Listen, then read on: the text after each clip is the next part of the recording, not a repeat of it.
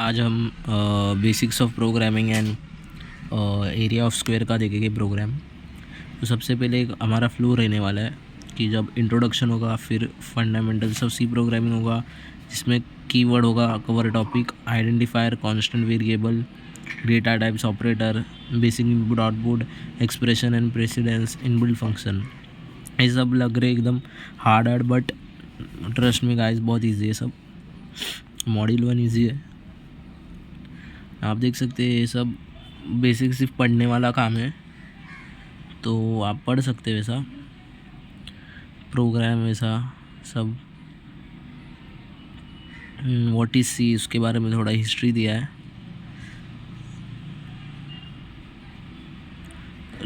सी क्यों पढ़ना चाहिए भी दिया है कि वो फास्ट है, सब वर्सटाइल है। Difference between C and C plus plus, आप देख सकते हैं कि सी प्लस प्लस वो developed as an extension of C, मतलब एक्सटेंशन सी का ऐसा। And both languages have almost the same syntax, मतलब दोनों का सिंटैक्स भी सेम है। सिंटैक्स मतलब एक फॉर्मेट रहता है।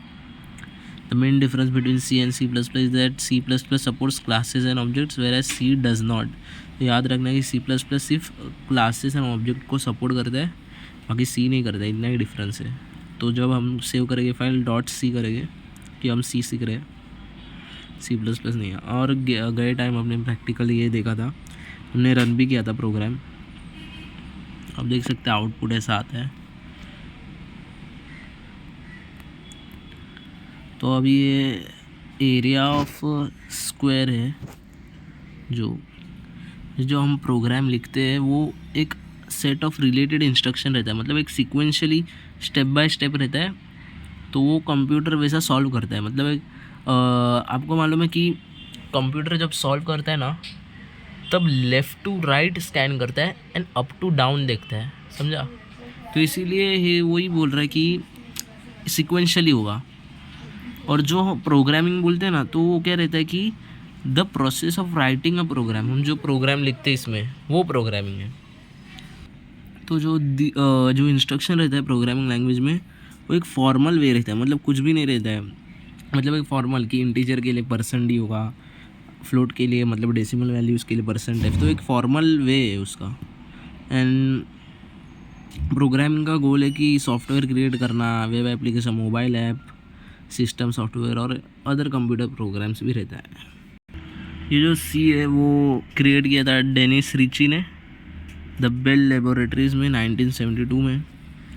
और ये भले ही पुराना है लैंग्वेज प्रोग्रामिंग का, बट ये फिर भी बहुत यूज़फुल है, क्योंकि इसमें बेसिक लैंग्वेज या फंडामेंटल लैंग्वेज बोल सकते हैं ऑफ कंप्यूटर साइंस का। एंड वो यूनिक्स से भी एसोसिएटेड है कि वो यूनिक्स ऑपरेटिंग सिस्टम में हुआ था। तब इस सवाल आता है कि सी क्यों पढ़ना चाहिए हमें। तो सबसे पहले कि बहुत पॉपुलर लैंग्वेज है। एंड अगर आप सी लैंग्वेज सीखोगे तो आपको Java, Python and C plus plus भी ईजी जाएगा, क्योंकि उसका सिर्फ सिंटैक्स सी में सिमिलर ही रहता है, बाकी थोड़ा डिफरेंस रहेगा। और ये फास्ट रहता है as compare to Java and Python. Versatile भी है, एप्लीकेशन टेक्नोलॉजी में यूज़ होता है। और आपको पता है difference between C and C plus plus कि C plus plus classes and object को सपोर्ट करता है, बाकी सी नहीं। Let's move to our program area of the square. तो सबसे पहले प्रोग्राम में 3 पार्ट रहता है, आप याद रख सकती है। AFP, algorithm, flow chart and program. सबसे पहले अल्गोरिदम देखते हैं हम।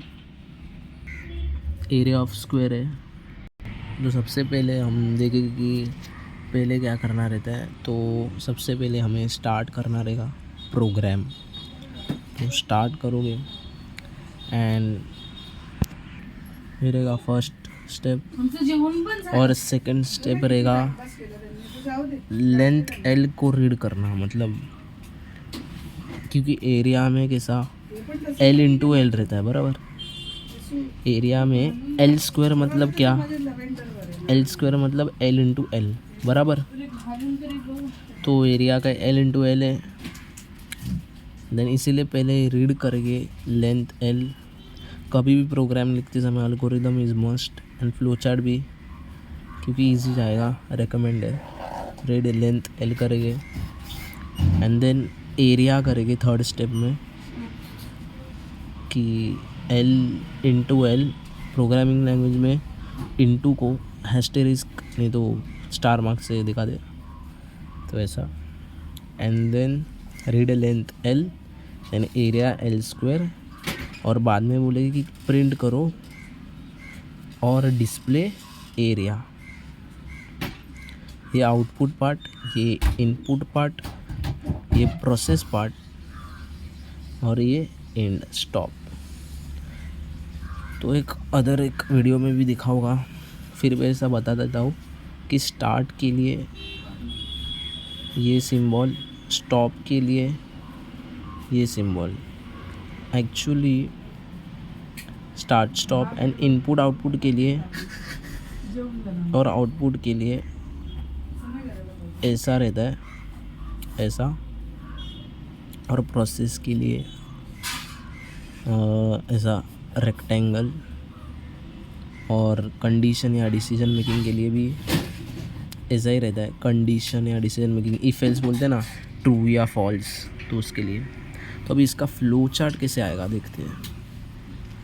तो फ्लो चार्ट कैसे आएगा, पहले स्टार्ट है तो स्टार्ट ऐसे, फिर रीड लेंथ एल ना, तो इनपुट है, तो बोलेगी रीड एल,